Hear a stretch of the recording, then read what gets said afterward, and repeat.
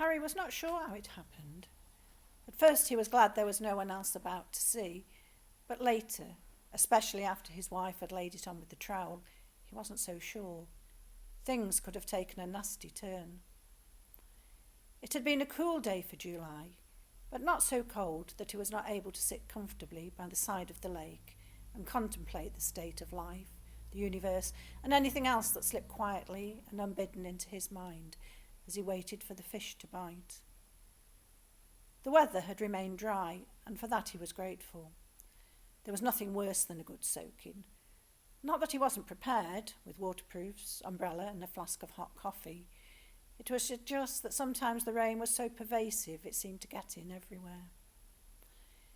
He had been the only angler there that morning, but even so, the fish were slow to bite.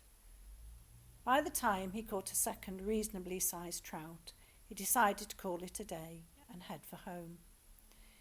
He had 2 nice fish, one each for him and his wife. They would make a good meal, and so would have to do. He started to pack up his tackle, carefully reversing the process he had followed when he first arrived, and placing individual pieces into his tackle bag. Soon there was only the collapsible chair to fold and tuck under his arm, and then he would be ready for the off. He stretched and turned round to check that he'd left nothing behind before fastening his bag when it happened. Something seemed to grab at his ankle. He looked down fleetingly and saw that he'd placed his left foot within the strap of the tackle bag. He stepped carefully back, lifting the foot high, but the strap had somehow wrapped itself around his ankle, and the act of raising the foot caused him to become unbalanced. He put out his right arm to rectify this, but he tilted too far. He put out his left to redress the balance, but all he succeeded in doing was looking like the dingle-dangle scarecrow his granddaughter loved to sing about. He looked wildly around for something to grab. There was nothing there. He wobbled precariously for a few seconds before he felt himself overbalanced to the point of no return. Bugger, he thought, at the exact same moment as he realised there was nothing he could do but continue to fall. Fortunately, or unfortunately, it depended on how he looked at it, he fell into the lake. This was fortunate because it was a soft landing, no bones broken. It was unfortunate because although the air wasn't particularly cold, the water was, and he was in it up to his neck. His first thought was that he would be in it up to his neck when he got home as well. He doubted he would be allowed in the house in this state.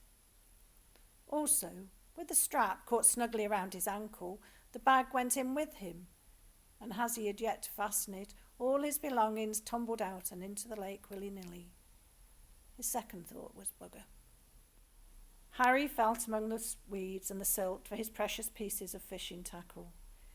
He was cold now, and his fingers didn't seem to want to work. Eventually he collected everything from the bottom of the lake, counting them as he placed them in the bag, and then securely fastening it so he didn't lose them again. He would have to check them properly when he got home, but if he had lost anything, it wasn't something he readily spotted. It was a good job he had left his phone in the car. His was not the mobile phone era, more the put 4 pennies in the slot and press button A period. English weather being intermittently atrocious, Harry always kept a plastic sheet in the car for when he went fishing. He squelched to where the car was parked and spread the sheet over the driver's seat before sinking in, activating the ignition and turning up the heat. Perhaps he could divert the good wife's attention with the 2 fat trout he had caught for dinner. In the meantime, he would have to let her know what to expect. He sighed as his hand hovered over his phone.